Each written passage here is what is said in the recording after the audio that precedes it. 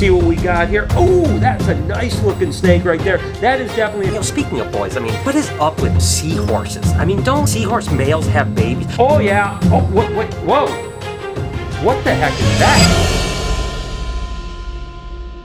Hey, good morning, everybody, and welcome to the vlog. I hope the start of your day is incredible. We are going to just jump into it today with some egg cuttings, but at least we have a lot of things going on today. This actually is a chocolate female bred to an extreme gene banana male, so it could be some pretty cool stuff. Might be a little hard to tell which ones are chocolate spider stuff in the egg, but nevertheless, we're going to give it a go and absolutely enjoy this. What do we have right off the rip? We have what looks like just a spider extreme gene, no banana, no chocolate, which is okay. So at least we know that is the daddy, right? Now we understand that. Bunch of eggs in this clutch, so we have a bunch of really cool potential for sure. So let's see what our second clutch, weirdly enough, it looks like our second egg is the same as the first egg, which is pretty cool. The extreme gene and spider stuff mix together really well. Same thing with pinstripe. It seems like when you mix them with animals that have a reduced pattern like a spider or pinstripe, makes it even cooler. Egg number 3. Let's see if we start getting some combos here of some different things.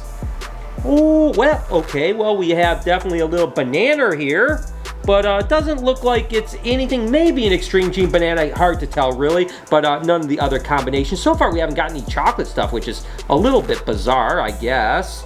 And then it looks like we have, again, you can see this is a normal extreme gene, kind of typical of the way extreme gene patterning is. They usually have like some striping down the side and some little dot dashes, so that's an extreme gene right there. Still no chocolates, which is really unusual. Let's see what we have in this one right here. Woo! From there. All right, well, we have actually a banana extreme gene spider right here, so that's pretty cool. That's pretty awesome. Let's see what we have in this next egg. Whew. All right, these little howls. So what we have here is just a banana. Could be an extreme gene, not 100% sure. Let's see what we got here. Oh, that's a nice looking snake right there. That is definitely a banana extreme gene spider, and I'm pretty sure it's a chocolate. So I'm pretty sure we hit the all gene animal right there. It sure looks like it to me. It's weird that we've had, what, 2, 4, 6, 7 eggs before we had one chocolate. But the thing that was awesome was we hit the extreme gene chocolate spider banana. How awesome is that? Can't wait till that one crawls out of the egg. We've got 2 little eggs left.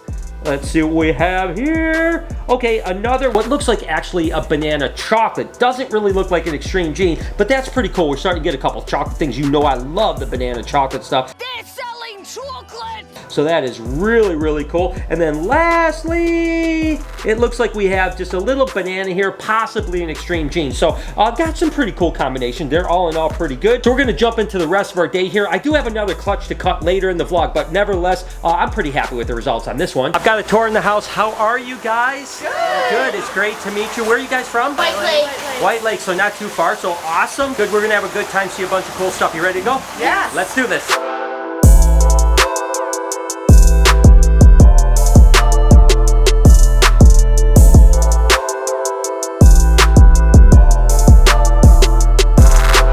First tour of the day is done, and it kind of really made me think how important I think education is, right? It's like that's kind of what my life has become, is like I want to educate people here at the Reptarium. Don't get me wrong, I love breeding snakes, and I think that even selling snakes to people so that they can own a snake is kind of an education, right? Because if someone has a snake, they're educating themselves how awesome they are, or a reptile of any sort, that matter. But you know, now with the Reptarium, I get to do this every day, bring people in. So tours and birthday parties, which by the way we have here later on in the vlog, we have a birthday party. It's just awesome, you know, I mean, we have a great time not only showing off animals that I love and just getting a chance to share this life, but also educating people. And we had some people in this last tour that were all awesome, but they were very fearful of reptiles, and at the end they really appreciate them. They're like, I didn't realize how awesome Elvis is and Bella is and Perdita is and Sunrise and so on and so forth. So that's what we do, and that's really what drives me these days. Believe it or not, my career started way back in the 80s breeding corn snakes of all things. That's right, and I'll be honest with you, I don't know that back then I ever thought about the educational side. I just wanted to work with cool animals, things like these corn snakes. I've been doing YouTube for like 12 years now, even though the vlog is only a few years old. I was YouTubing before that on Snake Bites TV, and it's kind of always been about education, you know?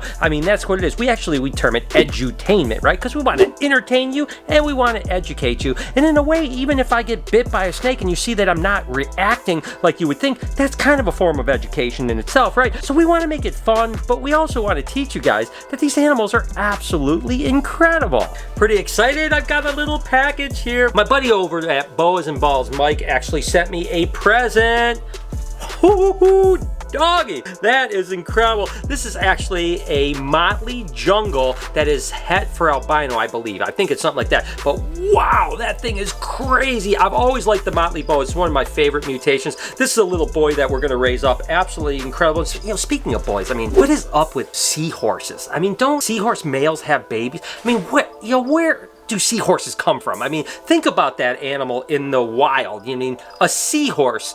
That's like out of like some kind of mythological thing. But regardless, back to the snake. I'm pretty excited about this boa because I love boas, and I have a couple really cool female albinos that I think when this guy gets up to size, I can actually try to breed him, and I could produce some like jungle albinos, jungle motleys, because jungle and motley are both dominant or co-dominant or incomplete dominant animals, meaning that when you breed them right off the bat, you're going to get things. So you could get jungles, you get jungle motleys, you can get motleys, and of course the albino is recessive. Regardless, beautiful snake. Just look at that stripe down it. Whoo, doggy, that thing is gorgeous. Back to the egg cutting. This is actually an Enchi female bred to a banana Enchi pinstripe, and as you can see, there's already a couple babies out. Some other eggs have pipped out, and you guys know that I typically only cut eggs a day or two before they're actually going to hatch, so this is right in the wheelhouse. You know, I don't want to cut too early because then it can be a problem. We have just a little pinstripe ball python out here. Nothing special other than that. It doesn't have any Enchi, doesn't have any banana in it, and again, we could get some super Enchi pins. We could get some super Enchi pin bananas, super Enchi bananas. Here's a little banana Enchi that hatched out as well. That's absolutely beautiful. So we'll just kind of set those guys aside and kind of cut around them, if you know what I mean. So let's go ahead, jump into this first egg and see if we can actually see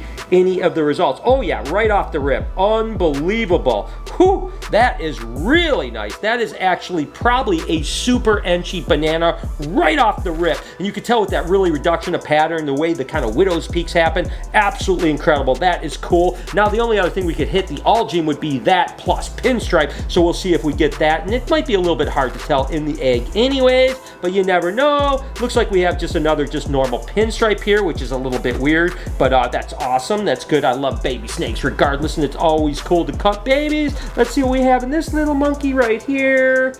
Oh yeah. Oh, wait, whoa. What the heck is that? Okay. I was sitting there thinking, that is super reduced.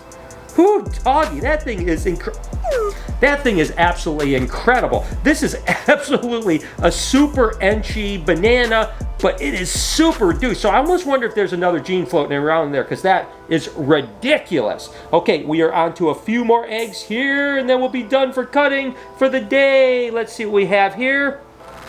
Okay, this is a beautiful animal here. This is a super Enchi pinstripe. Doesn't have the banana, so this is just missing the banana, and then you'd have the Allgene. But that one is gorgeous. Let's go ahead and see what we got in this little egg right here. What do we have? What do we have? Okay, another super Enchi banana. So that's really cool. And the super Enchi banana stuff is amazing because it mixes really well. It's really beautiful. And then, of course, everything you breed it to is going to be Enchi because that's what supers do. So that's really cool. I can see inside this last egg, and it's not a banana. So we are not going to hit the Allgene today. But it looks like we hit just a normal Enchi ball python here. Nah, I was going to say possibly a super Enchi, but no, that's just a Enchi. So that's it. Some pretty cool results. We didn't hit the Allgene, but we definitely hit some amazing animals, and that is your egg cutting for the day. Had this amazing clutch just hatch out. This was actually a pinstripe that was bred to a Cine Cypress, and this is a little Cine Cypress right here. It is one of the nicest ones I've ever seen. Really beautiful color, and that Cypress oftentimes has that dorsal striping in it, right? So this one is actually obviously a really good example of a Cine Cypress ball python. Ooh, dog, I tell you what, that's nice. Now this one, ironically enough, might be a low expression Cine Cypress.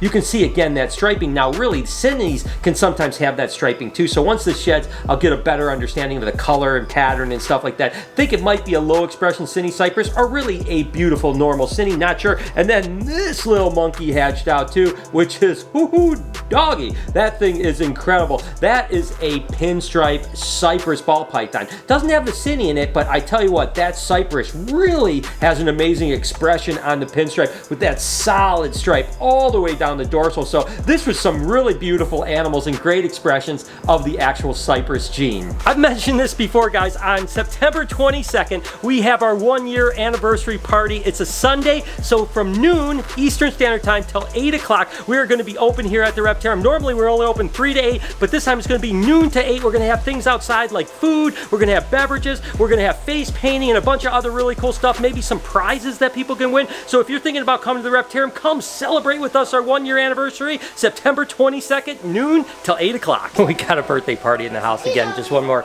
aspect of educating, and I absolutely love it. I mean, it's so cool. These guys look like they're 5 or 6 years old. This should be a really fun time.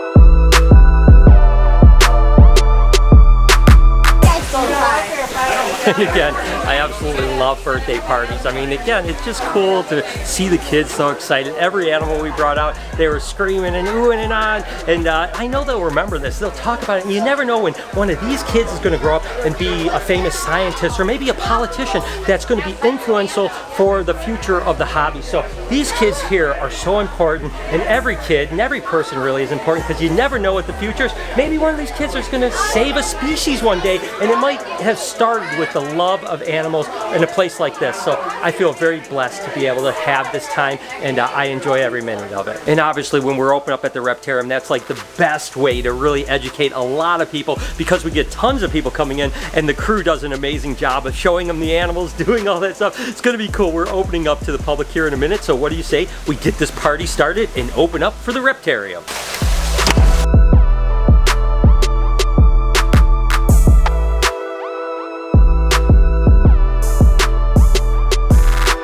That's always having an absolutely amazing time here at the Reptarium tonight. Great people. Hey, how are you? Hi. All right, let's go back to having a good time.